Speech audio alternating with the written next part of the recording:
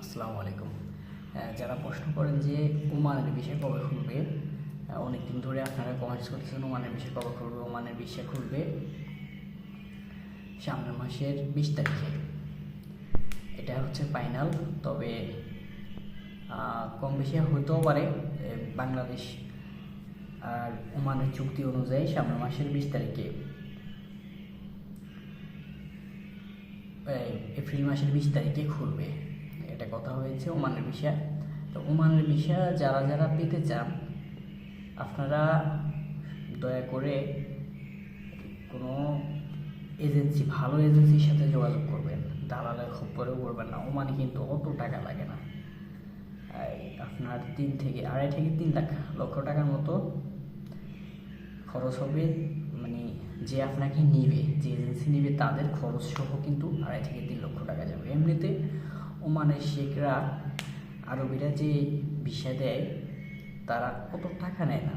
মনে করেন 100 রিয়াল নেয়। ওমানের হুকুমতের 100 রিয়াল দিতে হয়। 100 রিয়ালে বাংলাদেশের প্রায় 30,000 টাকা।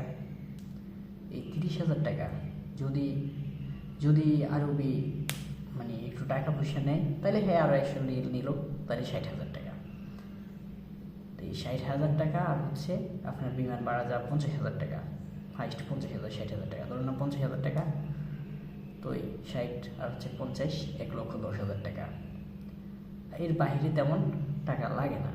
এটা কিন্তু ওমানের যে আরবি এবং দেশের হুকুমত সহ আমরা হিসাব করেছি। ওই হিসাবে আপনারা 1,10,000 টাকার মধ্যে দালাল আপনার থেকে 2 লক্ষ টাকা নিবে। দালাল বলা যাবে না, এজেন্সি। আর অত বড় দালাল হইলে কিন্তু, তবে এখানে আপনার 2 লক্ষ টাকা নিছে, দুঃখ নাই, সে 90,000 টাকা লাভ করছে। আপনার বিমান ভাড়া সহ কিন্তু নিছে। তো যদি আপনাকে ঠিক মতো কাজ দেয়, যে কাজের কথা বলে দিচ্ছে সেটা দেয়, তাহলে ঠিক আছে। আর আপনারা বিশেষ করে ফ্রি ভিসা যাওয়ার জন্য চেষ্টা করবেন।